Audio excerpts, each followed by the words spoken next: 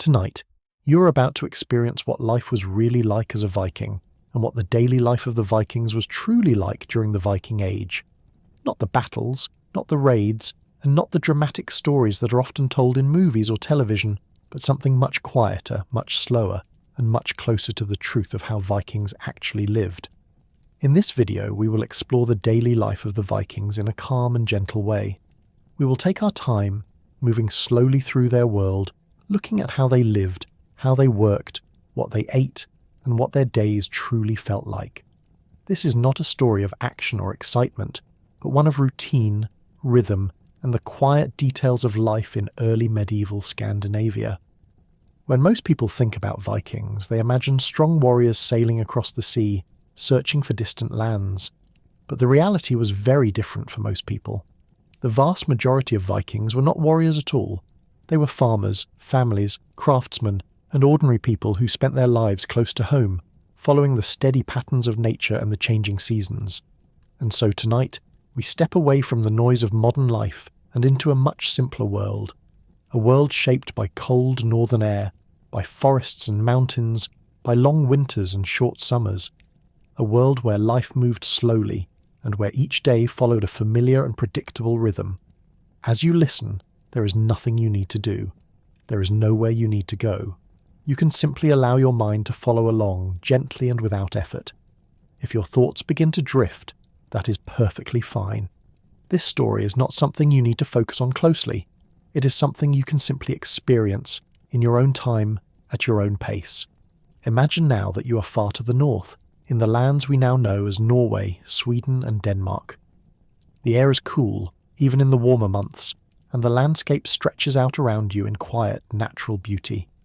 There are forests of tall trees, open fields of grass, and long coastlines where the sea meets the land.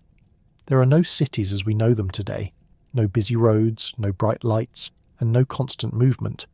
Instead, there are small settlements scattered across the land, where people live close to nature and close to one another. These are places where time feels slower, where the passing of a single day is marked not by clocks, but by the rising and setting of the sun. The Vikings did not experience time in the same way we do. Their lives were guided by the seasons. Spring brought new growth and hard work in the fields. Summer offered light and opportunity. Autumn was a time of preparation, of gathering and storing food. And winter was long, dark and quiet, a season of waiting and endurance. And within this cycle, life continued in a steady and predictable way. Each morning began in a similar way, each task repeated again and again, day after day. There was comfort in this repetition, a sense of stability that came from knowing what needed to be done. You might begin to notice the small details of this world, the soft sound of wind moving through the trees, the distant call of birds, the gentle crackle of a fire inside a wooden home. These sounds were part of everyday life, constant and familiar, forming a quiet background to everything people did. In this world, people were deeply connected to their surroundings. They understood the land, the weather, and the seasons in a way that feels distant to us now. Their survival depended on it, and so their lives were shaped by careful attention to the natural world. But despite the challenges of this environment, there was also a sense of calm. Life was not rushed. There were no endless distractions, no constant noise. Instead, there was time to think, time to work, and time to rest. As we move through this story together, we will slowly explore each part of this world. We will visit the villages where Vikings lived, step inside their homes, and follow them through a full day of life, from morning to evening. We will look at the simple tasks that filled their time and the quiet moments in between. There is no need to remember everything, and no need to follow every detail. You can simply listen and allow the story to unfold gently in the background. This is the story of daily life in the Viking Age, a slow journey into the past, into a world that was quieter, simpler, and deeply connected to the rhythms of nature. And now, as we continue, we will begin by taking a closer look at the land itself, the environment that shaped every part of Viking life, and the quiet northern world they called home. Chapter 1: The Land of the Vikings. To truly understand what life was like as a Viking, it helps to slowly picture the land around them, because the environment was not just a background to their lives, it was something they lived within every single day.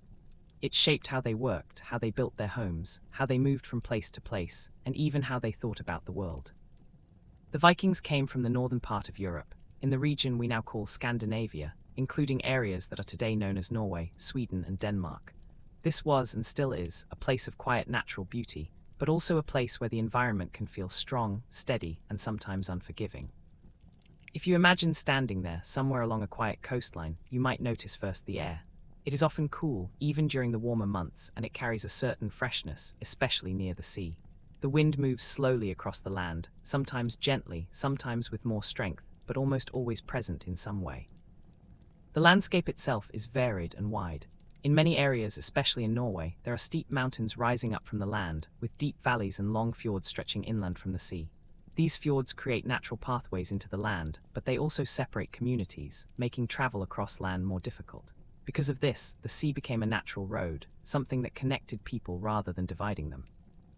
In other areas, such as parts of Denmark, the land is flatter, with open fields and softer landscapes. Here, farming could be easier, and villages might feel a little more connected to one another. In Sweden, there are large forests, lakes, and open stretches of land, creating a quieter and more isolated feeling. Wherever you are in this region, nature is always close. There are no large cities, no crowded spaces, and no constant movement. Instead, there is space. Space between homes, between villages, and between people. This distance creates a sense of calm, but also a sense of isolation, where each community must rely on itself. The seasons played a very important role in shaping daily life. Unlike modern life, where time is often measured by clocks and schedules, Viking life followed a slower, more natural rhythm based on the changing seasons. In the spring, the land begins to wake up again after the long winter. Snow slowly melts, the ground softens, and people begin preparing the soil for planting. This is a time of quiet activity, where each day brings small changes, and life gradually returns to the landscape. Summer is a time of light. In the northern parts of Scandinavia, the days can become very long, with sunlight lasting late into the evening. This is when much of the important work is done. Crops are grown, animals are cared for, and people spend long hours outside, making the most of the short growing season. Autumn arrives slowly, and with it comes a sense of preparation. The air becomes cooler, the light fades earlier in the day, and people begin gathering what they have grown. Food must be stored, animals prepared for winter, and everything made ready for the colder months ahead. And then comes winter, long, quiet, and often dark. In some places, daylight is limited to only a few hours each day. Snow covers the ground and the world becomes still. Travel becomes more difficult, and much of life moves indoors. This is a season of waiting, of conserving energy, and of enduring the cold. This constant cycle of seasons created a steady rhythm in Viking life. There was a time for working, a time for preparing, and a time for resting. And this rhythm repeated, year after year, creating a sense of structure that guided daily life. The natural world was not something distant to the Vikings. It was something they were always aware of.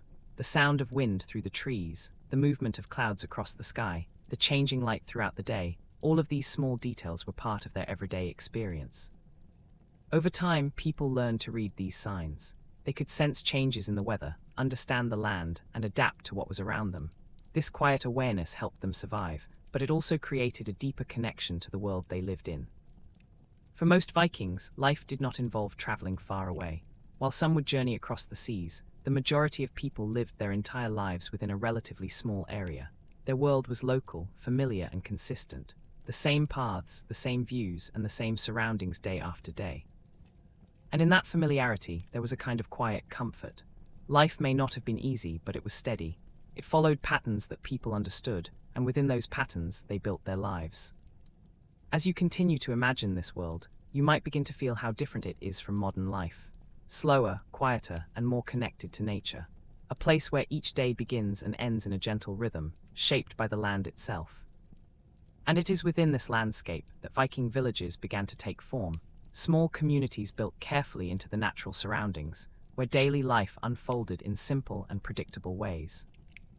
Chapter 2 of Viking Village. As we continue, it helps to slowly move closer, from the wide open landscape into one of the small Viking settlements that were scattered across this northern world.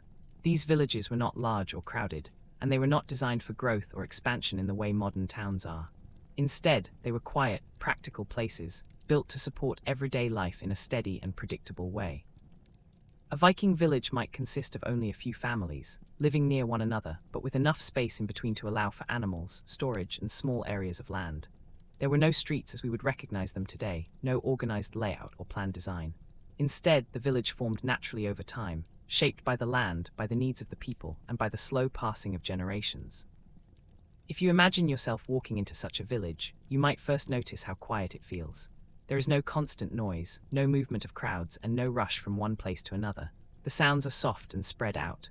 You might hear the distant lowing of animals, the movement of wind against wooden walls, or the quiet sound of footsteps on earth. The buildings themselves are simple and made from materials taken directly from the surrounding environment. Wood is the most common, along with turf and earth, which help protect against the cold. The main structure in each household is the longhouse, a large, low building that serves many purposes at once. Around it, there may be smaller structures used for storage, tools, or animals. Each home stands slightly apart from the others, creating a sense of space and calm. This distance is practical, allowing room for daily work, but it also adds to the quiet feeling of the village. There is no sense of crowding. Everything is open, steady, and calm.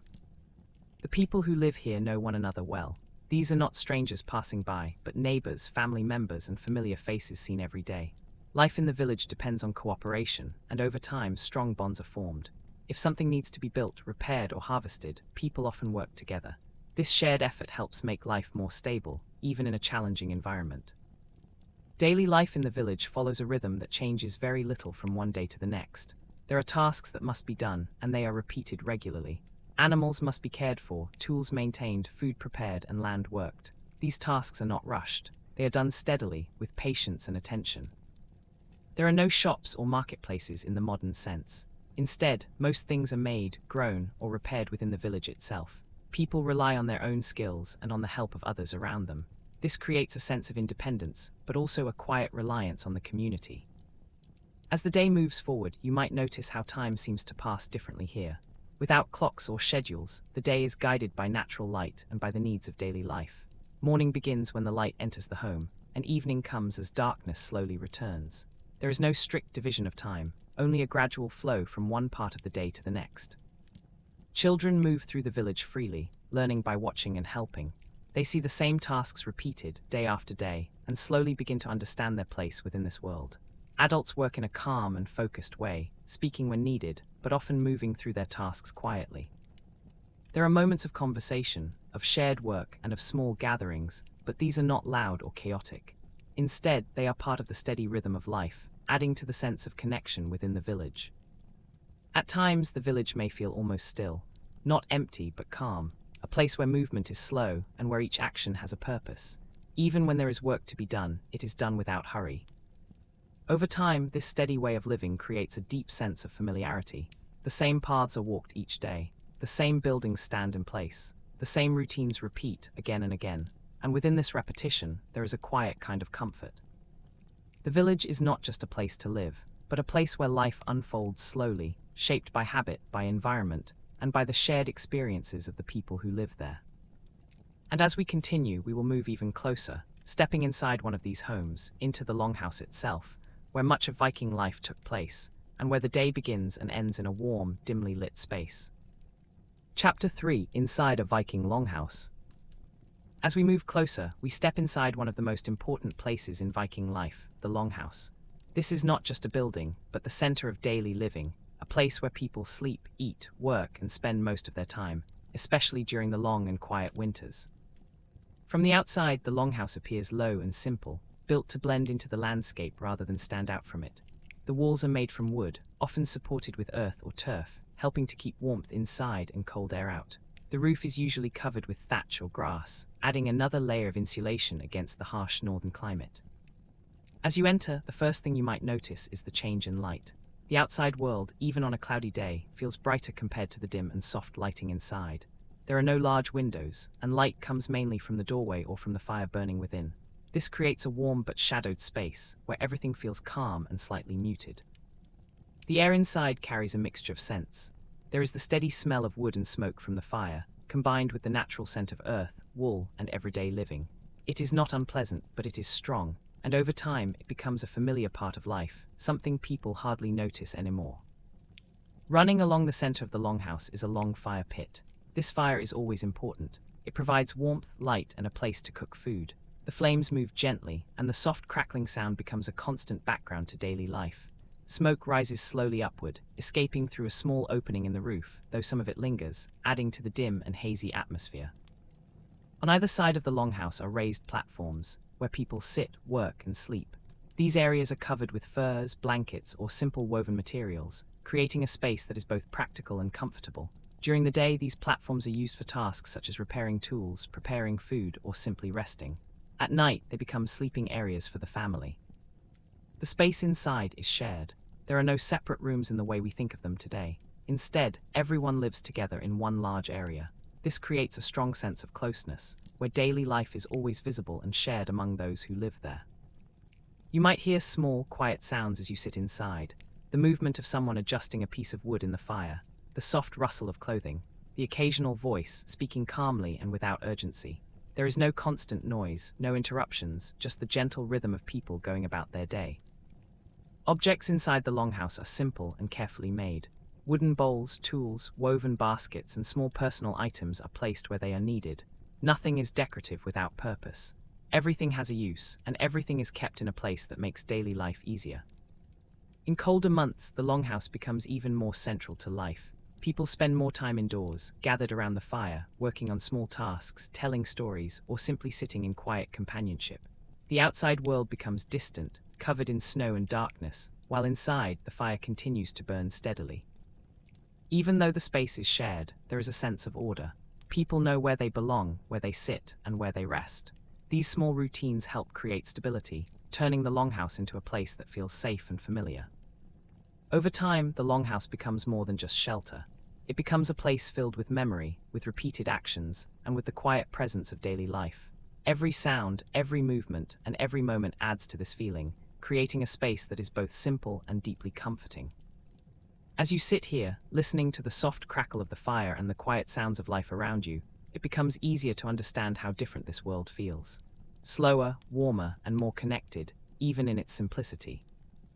And as the night passes and the first light of morning slowly approaches, we can begin to follow the rhythm of a new day, starting with the quiet and gradual process of waking up inside a Viking home. Chapter 4: Waking Up as a Viking. As the night slowly begins to fade, the longhouse remains quiet for a while longer. The fire at the center has burned low, reduced to soft glowing embers that give off a gentle and steady warmth. Outside, the world is still calm, and the first light of morning has only just begun to touch the landscape. There are no alarms, no sudden sounds to mark the start of the day. Instead, morning arrives gradually. The darkness softens, the air shifts slightly, and the longhouse begins to feel different, even before anyone fully wakes. At first, there is only stillness. People rest beneath layers of furs and woven blankets, their breathing slow and steady. The warmth from the fire, even in its fading state, helps hold back the cold of the northern morning. For a moment, everything remains quiet, balanced between night and day. Then, slowly, the first movements begin. Someone shifts slightly, adjusting their position. Another person stirs, not fully awake, but no longer deeply asleep. These movements are small and unhurried. There is no rush to begin the day, only a gradual return to awareness. As more light enters through the doorway or small openings in the structure, the inside of the longhouse becomes a little clearer. Shapes begin to form out of the dimness. The outlines of people, objects, and the central fire come gently into view. Eventually, one person rises. This is often the beginning of the day for everyone else. They move quietly, careful not to disturb others too quickly. The first task is usually to bring the fire back to life. With practiced movements, they add small pieces of wood, gently encouraging the embers to grow into flame again.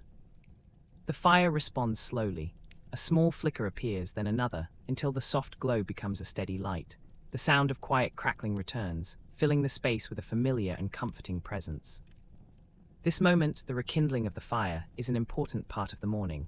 It marks the true beginning of the day. With warmth and light returning, the longhouse slowly comes back to life. Others begin to wake more fully now. Some sit up slowly, taking a moment before standing. There is no sudden energy, no immediate activity. Instead, there is a calm transition from rest to movement. People wrap themselves in simple clothing or adjust what they wore during the night. The air inside the longhouse can still feel cool, especially before the fire has fully warmed the space again. Movements remain slow, almost quiet, as if the day itself is still waking. There may be a few quiet words spoken, soft and without urgency. Simple exchanges, nothing loud or demanding. The tone of the morning is gentle, and it sets the pace for everything that follows. As the fire grows stronger, the light inside the longhouse becomes warmer. Shadows move along the walls, and the space begins to feel more active, though still calm. Someone may begin preparing a simple morning meal, while others step outside briefly, perhaps to check on animals or to take in the fresh air. Outside, the world is still peaceful. The light is soft, the air cool, and the sounds are few. The village has not yet fully awakened, and there is a quiet stillness that lingers across the land. Returning inside, the routine continues. Food is simple, often consisting of what is available and easy to prepare. There is no elaborate breakfast, only what is needed to begin the day. Eating is done without hurry and without much conversation. Each person begins to settle into their role. There is an understanding of what needs to be done, not through instruction, but through habit. These routines have been repeated many times before, and they guide the flow of the morning without effort. There is comfort in this repetition. The same actions, the same sequence, the same quiet beginning to each day. Over time, this creates a rhythm that feels natural and steady, something that does not need to be questioned. The longhouse, now fully awake, carries a different energy than it did during the night. It is still calm, still quiet, but there is movement now. A gentle sense of purpose, as the day slowly begins to unfold. And yet, even as the morning continues, nothing feels rushed. There is time to move slowly, time to think, and time to simply exist within the moment. This is how the day begins for a Viking, not with urgency, but with a gradual transition from rest to activity. A quiet start, shaped by warmth, routine, and the steady presence of the world around them.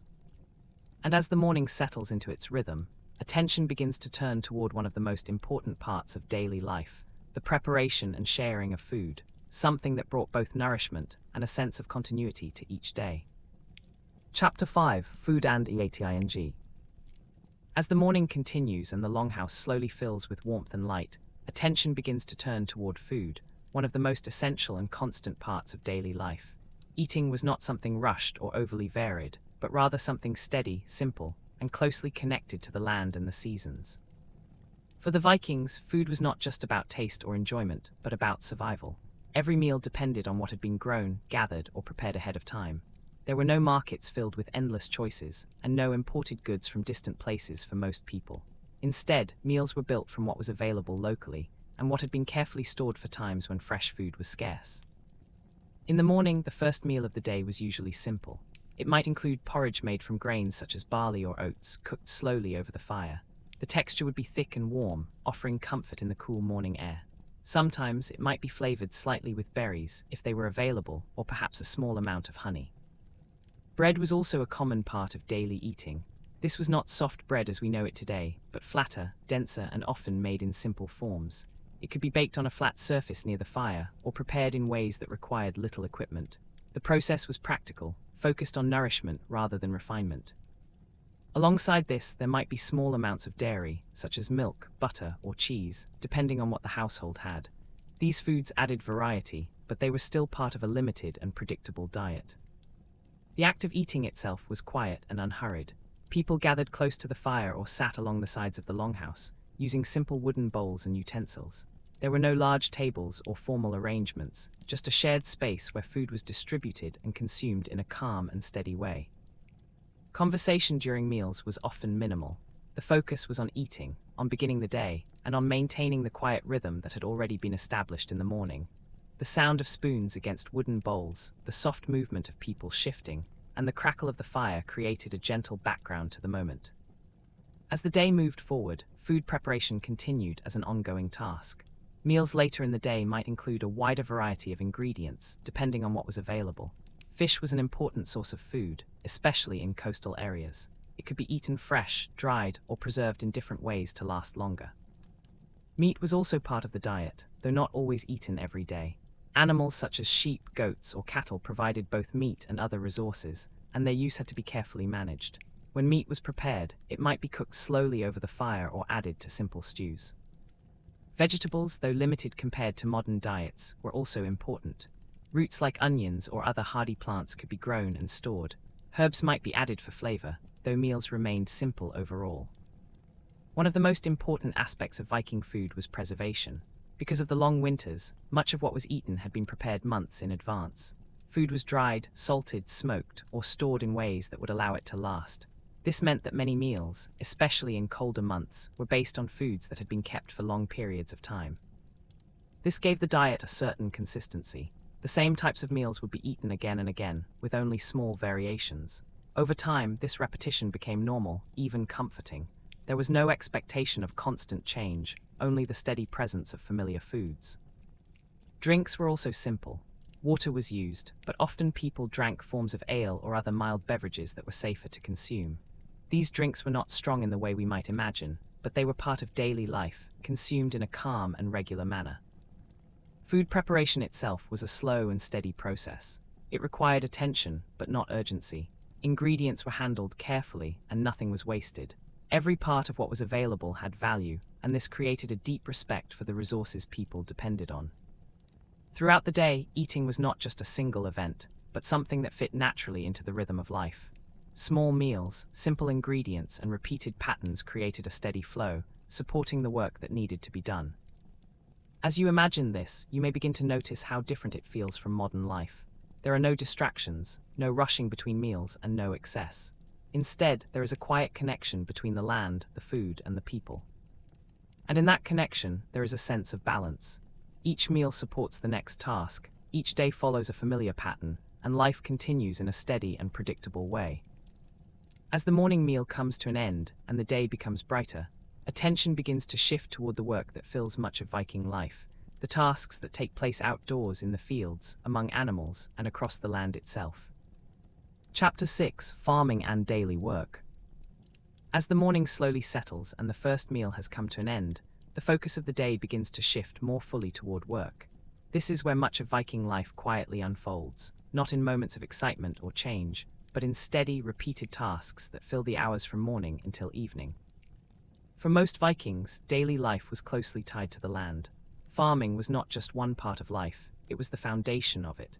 Nearly everything depended on the ability to grow food, care for animals, and make use of the environment in a careful and consistent way. There is no clear moment when work suddenly begins. Instead, it grows naturally out of the morning routine. People move from sitting near the fire to stepping outside, from quiet conversation to quiet action. The transition is slow, almost unnoticeable, but it happens every day in much the same way. As you step outside the longhouse, the air feels fresh and slightly cool. The ground beneath your feet may be firm or soft, depending on the season, and the light of the day is still gentle, not yet at its brightest. Around you, the village begins to show signs of movement, though still without noise or urgency. Farming work is steady and repetitive. It does not change much from one day to the next, and it does not require speed. Instead, it requires patience.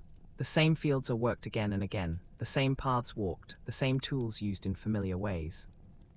If it is the growing season, much of the work will take place in the fields. People move slowly across the land, tending to crops that have been planted earlier. The soil is turned, adjusted, and cared for. Plants are checked, weeds removed, and small details attended to with quiet focus. There is no machinery, no loud sounds, and no sudden movement. Only the soft, steady rhythm of manual work, the sound of tools moving through soil, the quiet footsteps across the ground, the occasional shift of clothing as someone bends or stands. Animals are also an important part of daily work. Sheep, goats, and cattle must be cared for regularly. They are guided, fed, and watched over. This is not done with urgency, but with a calm awareness. The animals are familiar, and their needs are understood without much thought. You might notice how slowly time seems to pass during these tasks. Without clocks or schedules, there is no pressure to finish quickly. Work continues until it is done, and the pace remains steady throughout. This repetition creates a kind of rhythm. The same movements, repeated again and again. The same tasks, carried out in the same way. Over time, this rhythm becomes almost automatic, something that requires little conscious effort. There is also a quiet sense of focus. People are not distracted. They are not thinking about many different things at once. Instead, their attention remains on what they are doing, on the task in front of them, on the small details that make each action complete. As the day continues, the light grows stronger. The sun rises higher, and the warmth increases slightly. Shadows shorten, and the landscape becomes clearer. Still, the pace of work does not change. It remains calm, steady, and consistent. There may be moments of brief rest. a pause to stand still, to look out across the land, or simply to breathe. These pauses are not planned, but they come naturally as part of the flow of the day. In these moments, the world feels quiet and open. The sound of wind moving across the fields, the distant call of animals, and the gentle presence of the surrounding landscape create a sense of calm that is always there, just beneath the surface of daily life. Work then continues just as before. Tools are picked up again, movements repeat, the rhythm resumes. There is something almost soothing about this repetition. The predictability, the familiarity, the absence of sudden change. It allows the mind to settle, to move in the same steady pattern as the body. As the day moves toward midday, the work does not suddenly stop. Instead, it slows slightly. People begin to shift their attention, preparing for a break, but without any clear signal or announcement. It simply happens as part of the natural flow of the day. Food may be eaten again, something simple and familiar. The body rests briefly, but not completely. There is always an awareness that work will continue, that the rhythm will begin again. And soon it does. The afternoon brings more of the same tasks, more of the same movements, more of the same quiet focus. Nothing feels rushed and nothing feels out of place. Each action follows naturally from the one before it. Over time, this steady pattern shapes the entire experience of life. Days begin to feel similar to one another, not in a negative way, but in a calm and predictable way. There is comfort in knowing what the day will bring, in understanding the rhythm that guides everything. As the light slowly begins to soften again and the day moves toward evening, the work gradually comes to an end. Not suddenly, but gently, just as it began. Tools are set aside, movements slow. Attention begins to shift back toward the home, toward rest, and toward the quiet moments that come at the end of the day. And in this way, the cycle continues, day after day, shaped by the land, by the seasons, and by the steady rhythm of work that defines Viking life. Chapter 7: The Role of Women in Viking Life. As the steady rhythm of the day continues, it becomes clear that life in a Viking household depended on many different roles working together in quiet balance. Among these, the role of women was central, not in a dramatic or visible way, but in a constant, steady presence that shaped nearly every part of daily life. While much attention is often given to Viking men in stories and history, the reality is that women carried a large part of the responsibility for maintaining the home, managing resources, and ensuring that each day moved forward in a stable and organized way. Inside and around the longhouse, much of this work unfolded gradually, without urgency, but with careful attention. There were always tasks to be done, and these tasks followed patterns that rarely changed. Food preparation, for example, was not a single event, but an ongoing process throughout the day. Ingredients had to be measured, prepared, cooked, and stored. Fire needed to be maintained, adjusted, and watched over. Each small action was part of a larger rhythm, one that required patience and consistency. Textile work was another important part of daily life. Clothing did not come from distant places or shops. It had to be made by hand, often from wool or other natural materials. This meant spinning thread, weaving fabric, and repairing garments when they wore down. These tasks were slow and repetitive. The movement of hands, the steady turning of fibers, the careful attention to detail, all of it required focus, but not speed. Over time, these repeated actions created a quiet sense of flow, where the work itself became almost calming. You might imagine sitting inside the longhouse during one of these moments. The fire burns softly in the center. Light flickers across the walls. Someone works with their hands, slowly and carefully, repeating the same movements again and again. There is no rush, no interruption, just a steady continuation of the task. Women also played a key role in managing the household as a whole. This included organizing food supplies, deciding how resources were used, and ensuring that everything lasted through changing seasons. This kind of responsibility required awareness and quiet decision-making, not in a loud or visible way, but as part of the ongoing flow of life. There was also a strong sense of continuity in this work. Skills were passed down over time, often learned by watching and doing rather than through formal instruction. Younger members of the household would observe, help, and slowly take on more responsibility as they grew older.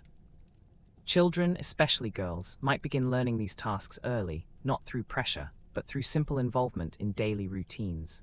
Over time, these patterns became familiar, and eventually they became part of life itself.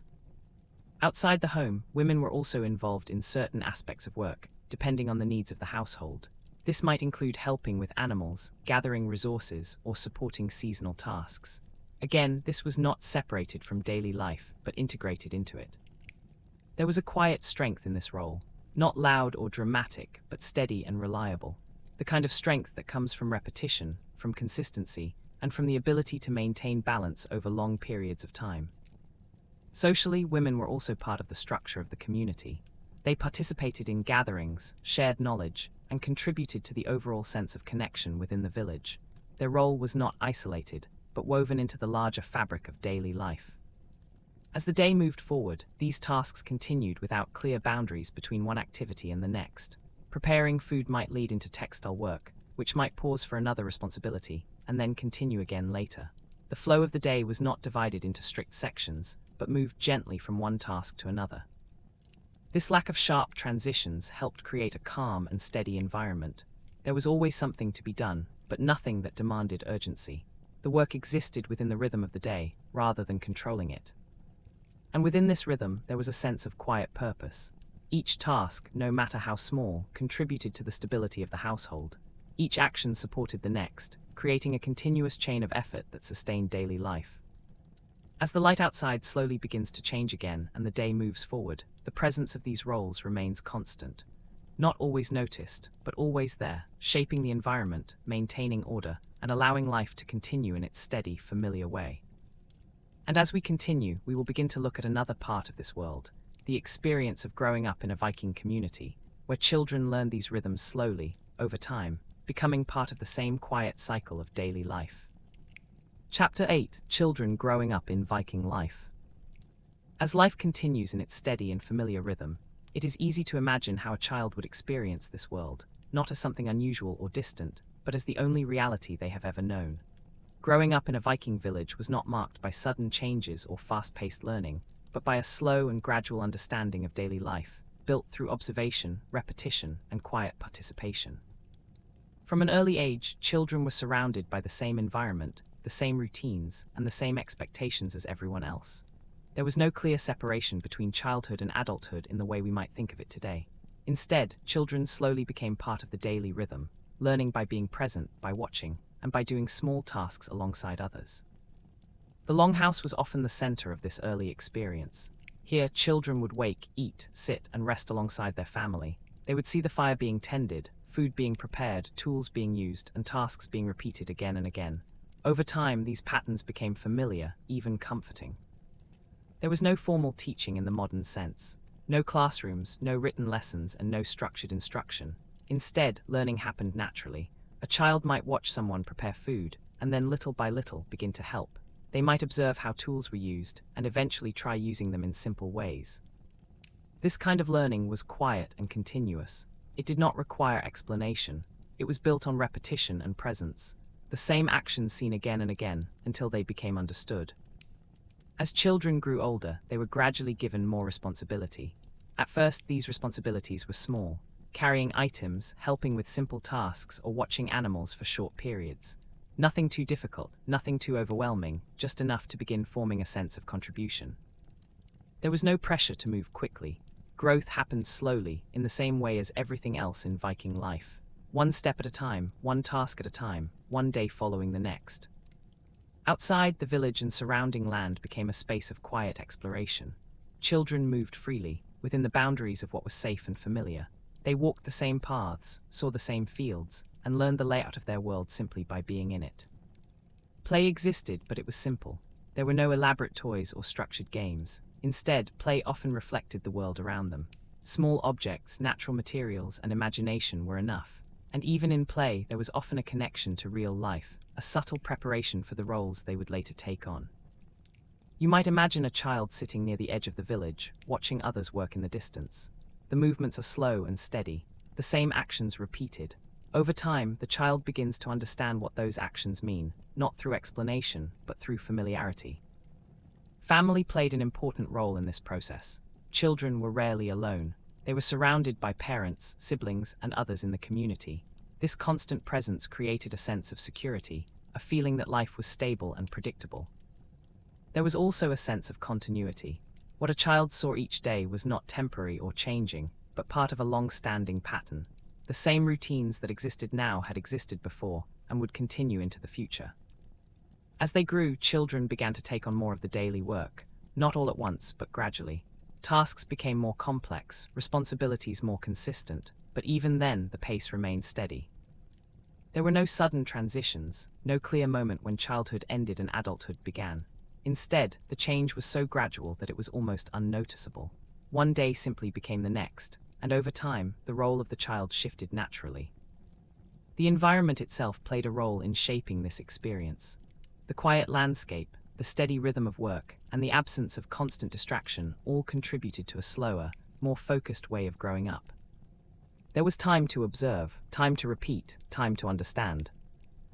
And within this time, a child learned not just how to perform tasks, but how to exist within the rhythm of life. How to move slowly, how to pay attention, and how to follow the patterns that guided everything around them. As the day continues and the light begins to shift again, the presence of children remains woven into the larger flow of the village, not separate, but part of the whole, learning, growing, and slowly becoming part of the same steady cycle that defines Viking life. And as we move forward, we will begin to look more closely at another aspect of this world, the clothing and appearance of the Vikings, and how even these details were shaped by the same careful balance of practicality, environment, and daily routine. Chapter 9: Clothing and Appearance. As the steady rhythm of daily life continues, it becomes easier to notice the smaller details that shape the Viking world, and one of these is clothing. At first, it may seem like a simple and practical part of life, but when you look more closely, it reflects the environment, the routines, and the quiet consistency that defines everything around it. Clothing in Viking life was not about fashion in the modern sense. It was not designed to change often or to follow trends. Instead, it was made to last, to provide warmth, and to support the daily tasks that filled each day. Every piece of clothing had a purpose, and every material was chosen carefully. Most clothing was made from natural materials, especially wool and linen. Wool came from sheep, which were commonly kept in Viking communities, and it was one of the most important resources for everyday life. It could be spun into thread, woven into fabric, and shaped into garments that provided warmth even in cold and damp conditions. The process of creating clothing was slow and required patience. It began long before the garment itself was made. Wool had to be cleaned, prepared, spun into thread, and then woven into fabric. Each step took time, and each step followed the same repeated movements again and again. As a result, clothing was valued. It was not something easily replaced, and it was often repaired and reused many times. Small tiers were fixed, worn areas strengthened, and garments adjusted as needed. This careful maintenance helped clothing last for long periods of time. In terms of appearance, Viking clothing was simple and practical. Tunics were common, worn by both men and women, often layered to provide additional warmth. Cloaks were used in colder weather, fastened with simple brooches or pins. These layers allowed people to adjust to changing temperatures throughout the day. Colors could vary, depending on what materials and dyes were available. Some garments may have had soft, natural tones, while others might include deeper colors achieved through careful dyeing processes. Even so, the overall appearance remained calm and grounded, never overly bright or complex. Footwear was also simple. Shoes were typically made from leather, shaped to fit the foot and designed for durability rather than comfort in the modern sense. They protected against the ground and the weather, but they were not designed for long-distance walking on hard surfaces, as most movement took place on natural terrain. Hair and personal appearance were also part of daily life, but again, in a practical and consistent way. Hair was often kept clean and managed, sometimes tied back or styled in simple ways that kept it out of the way during work. Grooming was not about decoration, but about maintaining a sense of order and care. Jewelry and small personal items did exist, but they were not excessive. Simple brooches, rings, or small decorative elements might be worn, often serving both a practical and symbolic purpose. These items could reflect personal identity, but they remained understated. As you imagine a Viking moving through their day, you might notice how naturally their clothing fits into their environment. Nothing stands out as unnecessary. Everything moves with the body, supports the work being done, and adapts to the changing conditions of the day. The feeling of the clothing itself would also be noticeable. The texture of wool, slightly rough but warm. The weight of layered garments, providing a sense of protection against the cold. The simple, steady comfort of wearing something familiar, something used every day. Over time, these details become part of the rhythm of life. Putting on the same garments each morning, adjusting them as needed, repairing them when necessary. These small actions repeat again and again, becoming almost automatic. There is no need to think about clothing in a complex way. It is simply part of the daily routine, part of the environment, part of the steady flow of life. And in this simplicity, there is a kind of calm. Nothing is excessive, nothing is rushed, and nothing changes too quickly. The same materials, the same shapes, the same patterns continue day after day. As the day moves forward, and as people continue their work, their clothing remains a quiet and constant presence, supporting every movement, adapting to every task, and blending naturally into the world around them. And as we continue, we will begin to look more closely at another important part of Viking life: the tools they used, the skills they developed, and the careful, repeated work that helped shape their daily existence. Chapter 10: Tools, Crafting and Skills. As the day continues in its slow and steady rhythm, attention naturally turns toward the tools and skills that made everyday life possible. Nothing in the Viking world functioned without tools, and nothing was done without some level of skill. Yet, like everything else, this part of life was not rushed or dramatic. It unfolded quietly, through repeated actions, careful movements, and a deep familiarity with simple objects used again and again. Tools were not separate from daily life. They were part of it, always nearby, always in use, and always understood. Each tool had a purpose, and over time, that purpose became clear through repetition. There was no need for explanation or instruction in most cases. People learned simply by using them, day after day. If you imagine sitting inside or just outside the longhouse, you might notice a few of these tools placed nearby. A knife worn smooth from use, a wooden handle shaped to fit comfortably in the hand, a simple tool for cutting, shaping, or repairing. Nothing overly complex, nothing unnecessary, just what was needed. The materials used to make tools came directly from the surrounding environment. Wood, iron, bone, and stone were all shaped and formed into objects that supported daily work. Each material had its own qualities, and over time, people learned how to use them in the most effective way. Crafting these tools was itself a slow and careful process. It required attention, patience, and a steady hand. There were no machines to speed things up, no shortcuts to make the work easier. Instead, each step was done by hand, often in the same way it had been done many times before. This repetition created a sense of rhythm. The movement of shaping wood, the careful use of a blade, the steady process of forming something useful from simple materials. These actions were not hurried. They followed a calm and consistent pace, much like the rest of Viking life. Over time, these skills became deeply familiar. A person would know how much pressure to apply, how to hold a tool, and how to move their hands without needing to think about it. The body learned through repetition, and the mind followed quietly. You might notice how focused this kind of work feels. There are no distractions, no interruptions, just the task itself. The sound of a tool moving against wood, the slight resistance of the material, the small adjustments made with each movement. All of it creates a steady, almost meditative experience. Crafting was not only about making tools, but also about repairing and maintaining them. Nothing was wasted. If something broke, it was fixed. If something wore down, it was adjusted. This careful attention ensured that tools could last for a long time, becoming more familiar with each use. Different members of the community might develop different skills, depending on their role and experience. Some might focus more on woodworking, others on metalwork, and others on tasks related to textiles or food preparation. But all of these skills shared the same qualities: patience, repetition, and quiet focus. As the day moves forward, these activities continue in a steady flow. There is no clear beginning or end. One task leads into another. A tool is used, set aside, and then picked up again later. The rhythm remains unbroken. There is also a sense of connection between the tools and the person using them. Over time, a tool becomes familiar, almost an extension of the hand. The weight, the shape, and the balance are all understood without conscious thought. This familiarity adds to the overall calm of the experience. There are no surprises, no sudden changes, just the steady continuation of what has been done before. Even outside of crafting, tools are present in nearly every task.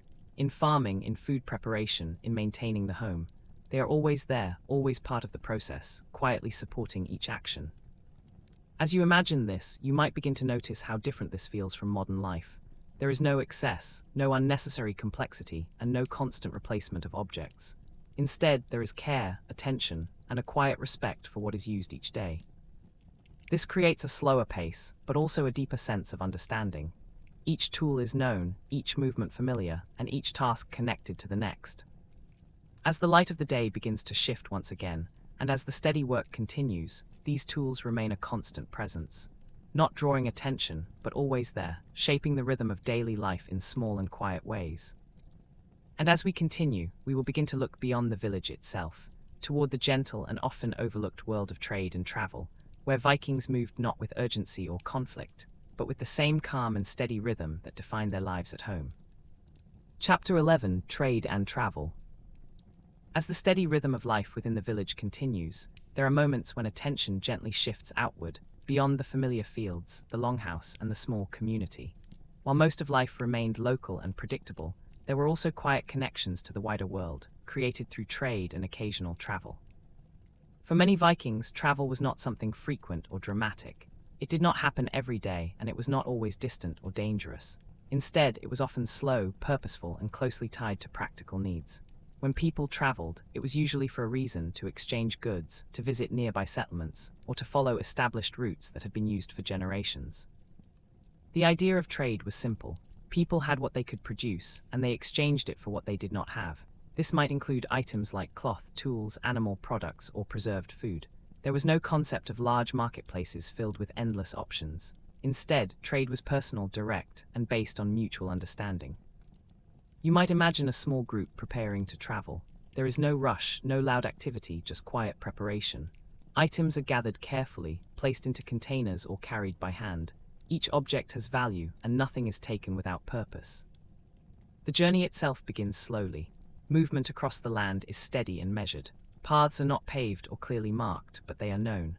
These are routes that have been walked many times before, connecting one place to another in a quiet and familiar way. In many cases, travel by water is easier than travel by land. Rivers, lakes, and coastlines form natural pathways, allowing people to move more smoothly across the landscape. Boats, simple but carefully made, glide across the water at a calm and even pace. The movement of a boat is quiet. The gentle sound of water against the sides, the slow rhythm of rowing, and the steady forward motion create a sense of calm. There is no speed, no urgency, just a gradual journey from one place to another. As the journey continues, the landscape changes slowly. Familiar surroundings give way to new ones, but the overall feeling remains the same. Forests, open land, and water continue to define the environment, creating a sense of continuity even in movement. When travelers arrive at another settlement, the interaction is calm and respectful. There is no rush to exchange goods, no pressure or negotiation in the way we might imagine today. Instead, there is a quiet understanding. People meet, speak, and exchange what they have brought. These interactions are often simple. Items are shown, examined, and traded in a way that feels natural. There is no need for complexity. Each person understands the value of what they have and what they receive in return. After some time, the journey continues, or the travelers return home. Again, the movement is slow and steady. There is no urgency to arrive quickly, only a quiet continuation of the path. For most people, these journeys are not frequent. They are occasional moments that gently interrupt the routine of daily life, and when they end, life returns to its familiar rhythm. Trade and travel also created a subtle connection between different communities.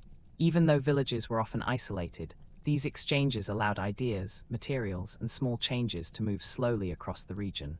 Not quickly and not dramatically, but gradually, over time. There is something calm about this kind of connection. It does not overwhelm or disrupt daily life. Instead, it fits gently into the existing rhythm, adding small variations without changing the overall flow. As you imagine this, you might notice how different this feels from modern travel. There are no schedules, no crowds, and no sense of urgency. Movement is slow, intentional, and deeply connected to the environment. Even when traveling, the same patterns remain. The same calm pace, the same attention to small details, the same quiet awareness of the world around you. And when the journey comes to an end and the traveler returns home, the village remains just as it was. The longhouse stands in place, the fire burns softly, and daily life continues without interruption. In this way, trade and travel become part of the larger rhythm, not separate from it, but gently woven into the flow of life. And as we continue, we will turn our attention to one of the most recognizable parts of Viking culture, their ships, but not as symbols of action or conflict, rather as quiet tools of movement, shaped by the same steady and careful way of life. Chapter 12: Viking Ships.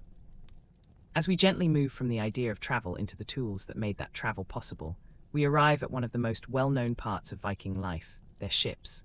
But rather than thinking of them as symbols of speed or conflict, it helps to see them in a quieter way, as carefully built tools that allowed people to move across water with patience and control. For the Vikings, ships were not separate from daily life. They were an extension of the environment, shaped by the same materials, the same skills, and the same steady approach that defined everything else. Just like tools used in farming or crafting, ships were built with purpose, used regularly, and understood through repetition. If you imagine standing near the edge of the water, perhaps along a calm shoreline, you might see one of these ships resting quietly. It sits low in the water, long and narrow, with smooth wooden sides that reflect the light. There is no movement yet, just stillness, as if the ship itself is part of the landscape. The construction of these ships required time and careful attention. Wood was shaped and fitted together piece by piece, each part connected in a way that allowed the ship to remain both strong and flexible. This flexibility was important, as it allowed the ship to move gently with the water rather than resist it. The process of building a ship was not rushed. It followed the same slow and steady rhythm seen in other parts of Viking life. Each step repeated, each movement practiced, until the final shape began to form. Once completed, the ship became a familiar object, something that was used again and again. It was not something new or surprising, but something known, something understood. When it was time to travel, the ship was prepared quietly. There were no sudden movements or loud activity, just a calm readiness. People stepped aboard carefully, placing themselves in familiar positions.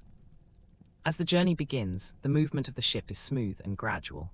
Oars dip into the water in a steady rhythm, creating a soft and repetitive sound. The boat moves forward without effort, guided by the quiet coordination of those on board. The sound of water becomes constant, a gentle lapping against the sides of the ship, the slight creaking of wood as it adjusts to the movement, the steady pattern of rowing, repeated again and again. There is no rush. The ship does not move quickly, but it moves steadily. Each moment leads into the next, each movement part of a continuous flow. If the wind is present, a sail might be raised. The fabric catches the air, and the ship begins to move in a slightly different way, still calm, still controlled, but now guided by the natural force of the wind. This connection to the environment is always present. The water, the wind, and the land all work together to shape the journey. There is no separation between the ship and the world around it. Everything moves as one. As the ship travels, the landscape passes slowly. Coastlines stretch along the horizon. Forests and hills appear and fade. The view changes, but always gradually, never suddenly. This slow movement creates a sense of calm. There is time to observe, time to think, and time to simply exist within the journey. Even over longer distances, the experience remains the same. The same rhythm, the same sounds, the same steady pace. There are no sharp changes, no sudden interruptions, just a continuous flow from one place to another. For those on board, the ship becomes a quiet space, much like the longhouse, a place where people sit, work, and move together in a shared rhythm. When the journey comes to an end, the ship returns to stillness. It is brought back to shore, resting once again as part of the landscape. There is no dramatic ending, just a gradual stop, a return to quiet. Over time, these ships become part of memory. Familiar shapes, familiar sounds, familiar movements. They are not just tools, but part of the rhythm of life itself. And just like everything else in the Viking world, they are defined not by speed or excitement, but by patience, balance, and steady repetition. As we leave the shoreline behind and return once again to the quiet life of the village, we begin to notice another important part of this world, something less visible but always present, the beliefs and stories that shaped how Vikings understood the world around them. Chapter 13, Beliefs and Mythology. As the steady rhythm of daily life continues, there are also quieter layers beneath what can be seen and touched. Beyond the work, the routines, and the familiar patterns of each day, there exists a way of understanding the world, something that shapes how people think, how they interpret nature, and how they make sense of the unknown. For the Vikings, beliefs were not something separate from everyday life. They were not limited to special occasions or distant ideas. Instead, they were woven gently into the flow of daily experience, present in small moments, quiet thoughts, and simple explanations of the world around them. The natural environment played a large role in shaping these beliefs. The changing seasons, the movement of the sky, the sound of wind, and the presence of the sea all carried meaning. These were not just physical experiences, but part of a larger understanding of how the world worked. When something could not be easily explained, it was not ignored. Instead, it became part of a story. These stories were passed down over time, shared in quiet moments, often in the evening when the work of the day had come to an end. You might imagine sitting inside the longhouse as night begins to settle. The fire burns softly, casting a warm and steady light. Outside, the world grows darker and quieter. Inside, people gather, not in a loud or crowded way, but in a calm and familiar arrangement. It is in moments like this that stories are told. These stories speak of gods, of powerful figures connected to the sky, the earth, and the unseen forces of nature. They explain the changing weather, the movement of the sun and moon, and the events that shape life. But these stories are not told with urgency or intensity. They are shared slowly in a calm voice, often repeated many times. The same stories, told again and again, becoming more familiar with each telling. Over time, the details of these stories become less important than the feeling they create. A sense of connection, a sense of understanding, and a sense that the world is part of something larger. Belief in this context is not something that needs to be proven or questioned.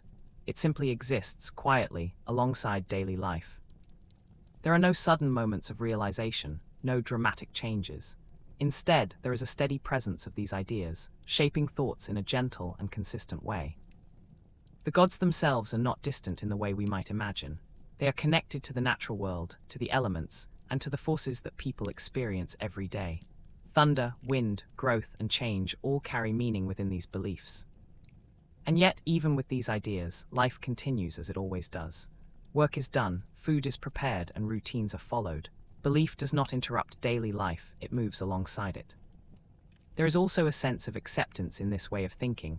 Not everything needs to be understood fully. Some things are simply part of the world, part of the pattern, part of the rhythm. This creates a calm approach to the unknown. Instead of fear or urgency, there is a quiet acknowledgement, a sense that everything has its place, even if that place is not fully clear. As the evening continues and the fire burns steadily, these thoughts settle into the background. The stories fade, the voices grow quieter, and the longhouse returns to its familiar stillness. The presence of belief remains, but it does not demand attention. It is simply there, woven into the fabric of life, just like the changing seasons or the passing of time. Over days, months, and years, this quiet understanding shapes the way people see the world. Not through sudden insight, but through slow and repeated experience. And in this way, belief becomes part of the same rhythm that defines everything else. Steady, familiar, and deeply connected to the world around it. As the night deepens and the quiet continues, we begin to notice how this shared understanding extends beyond the home, into the structure of the community itself, where people gather, speak, and maintain order in ways that are just as calm and steady as the rest of their lives. Chapter 14: Law, Community, and Order.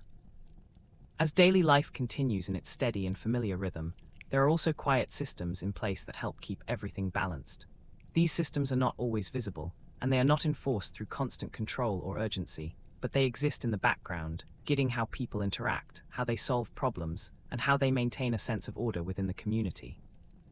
In Viking society, law and structure were not separated from everyday life. They were part of the same rhythm, shaped by tradition, memory, and shared understanding. There were no written rulebooks in the way we might expect today, and no large institutions overseeing daily behavior. Instead, order was maintained through collective agreement and repeated patterns of interaction. One of the most important parts of this system was the gathering known as the Thing. This was not a building, but a meeting, a place and time where people came together to speak, to listen, and to resolve matters that affected the community. These gatherings did not happen in a rushed or chaotic way. They were planned, but they followed the same calm and steady pace as the rest of life. People would travel slowly to the meeting place, often walking along familiar paths, arriving without urgency, and settling into a shared space. If you imagine standing at such a gathering, you might notice how quiet it feels. There are people present, but they are not speaking all at once. Instead, there is a sense of patience. One person speaks, others listen. Then another speaks, and the rhythm continues. Disagreements or conflicts are addressed in this setting, but not with raised voices or sudden action. Instead, they are discussed, considered, and slowly worked through. The goal is not to rush to a solution, but to reach an understanding that can be accepted by those involved. There is a deep reliance on memory and spoken word. Laws are remembered, repeated, and passed down over time. This creates a continuity, where the past remains present in the decisions of the present. The role of individuals within this system is also important. Each person understands their place within the community, not through strict rules, but through familiarity and shared experience. This understanding helps guide behavior in a quiet and consistent way. Leaders may exist, often individuals with experience or respect within the community, but their role is not to control or command in a forceful way. Instead, they guide, listen, and contribute to the ongoing balance of the group. What stands out in this system is the absence of urgency. There is no need for immediate resolution, no pressure to act quickly. Time is allowed for discussion, for reflection, and for gradual agreement. This creates a sense of stability. Even when problems arise, they are approached in the same calm and steady manner as everything else. There is no disruption to the overall rhythm, only a temporary shift in focus. Outside of these gatherings, order is maintained through daily interactions. People know each other, understand each other, and rely on shared expectations. This familiarity reduces the need for constant enforcement or supervision. There is also a sense of responsibility that exists quietly within each individual. Actions are not separate from the community. What one person does affects others, and this awareness helps guide behavior in a natural way. As the gathering comes to an end, people begin to leave in the same calm and steady manner in which they arrived. There is no sudden dispersal, no loud conclusion, just a gradual return to daily life. The paths are walked again, the distance covered slowly, and the village comes back into view. Life resumes its familiar rhythm, as if nothing has changed, even though small decisions and understandings have been quietly formed. Over time, this system of law and community becomes part of the larger pattern of life. It does not stand apart, but exists within the same steady flow that defines everything else. And in this way, order is maintained not through force or urgency, but through patience, repetition, and shared understanding. Chapter 15: Evening Life in a Viking Home. As the day slowly begins to come to an end, the steady rhythm of work starts to soften. There is no sudden stop, no clear moment where everything changes. Instead, the transition into evening happens gradually, almost unnoticed, as light begins to fade and the air grows cooler. Outside, the landscape takes on a quieter tone. The brightness of the day softens into a gentle dimness. Shadows grow longer, stretching across the ground, and the movement of people in the village becomes slower, less frequent. The tasks of the day are nearly complete, and attention begins to turn inward, back toward the warmth of the home. One by one, people begin to return to the longhouse. Their movements are calm and unhurried, following the same familiar paths they have walked many times before. There is no rush to arrive, no urgency to begin the evening. It simply unfolds, just as the rest of the day has done. As you step inside, the longhouse feels different from how it did in the morning. The fire has been built up again, and its glow now fills the space with a steady, comforting light. The air is warmer, and the soft crackling of the flames becomes a central sound, quiet but constant.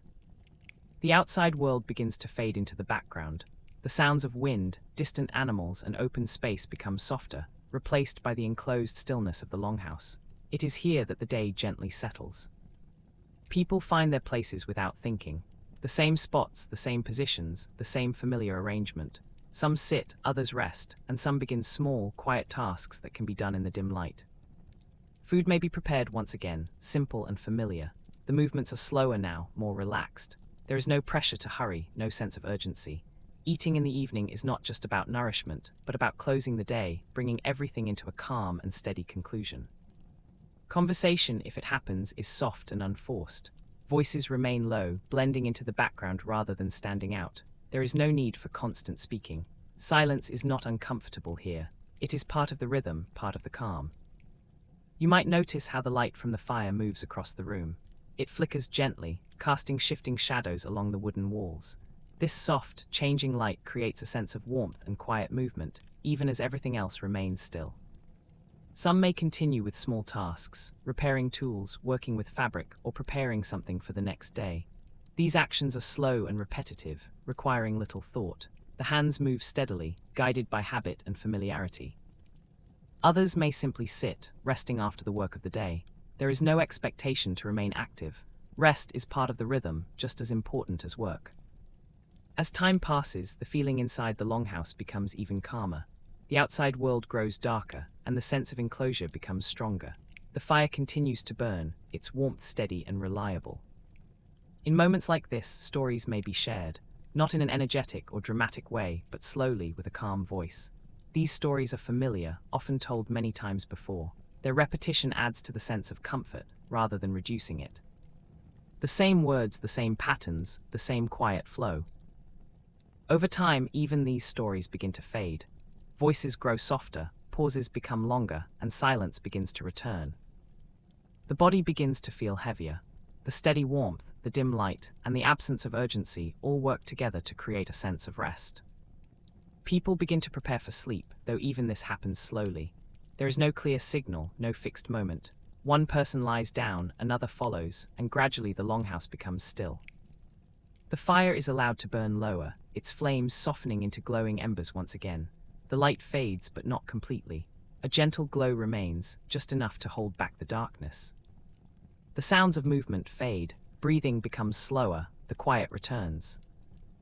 Outside, the night settles fully over the land. The village is still, the paths empty, and the world calm. Inside, the longhouse rests. And in this stillness, the day comes to an end, not with a sudden stop, but with a gentle fading, a slow transition into rest.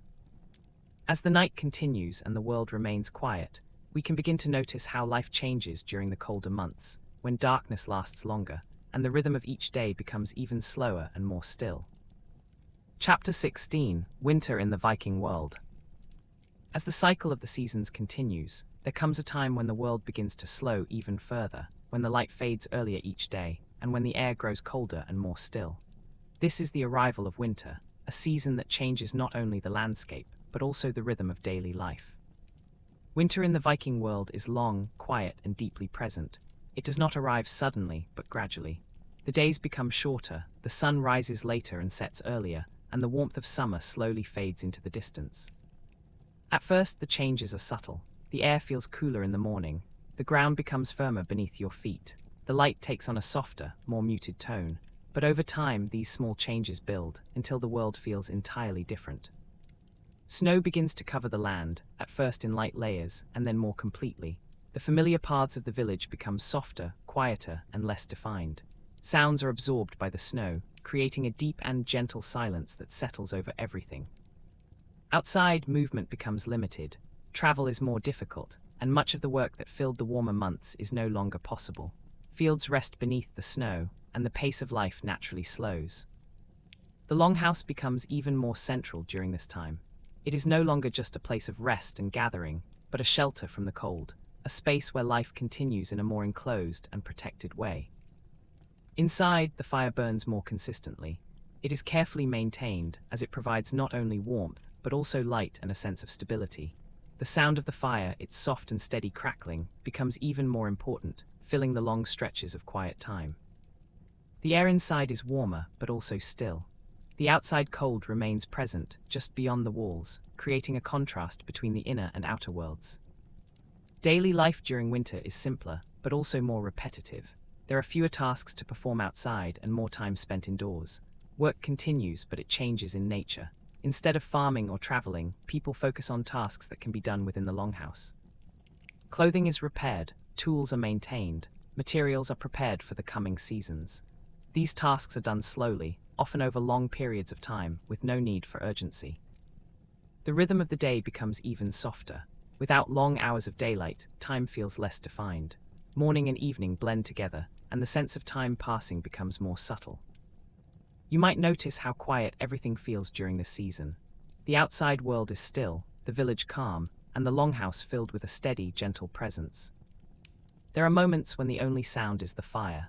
No voices, no movement, just the soft, repeating crackle, continuing without interruption. In this stillness, there is a different kind of awareness. The mind slows, following the same calm rhythm as the environment. There is no need to hurry, no pressure to move quickly, only the steady passing of time. Food during winter relies heavily on what has been prepared earlier in the year. Preserved meats, dried fish, stored grains, and simple ingredients become the foundation of daily meals. These foods are familiar, repeated again and again, creating a sense of consistency. Eating remains calm and unhurried, just as in other seasons. There is no variation, no surprise, only the steady presence of what is available.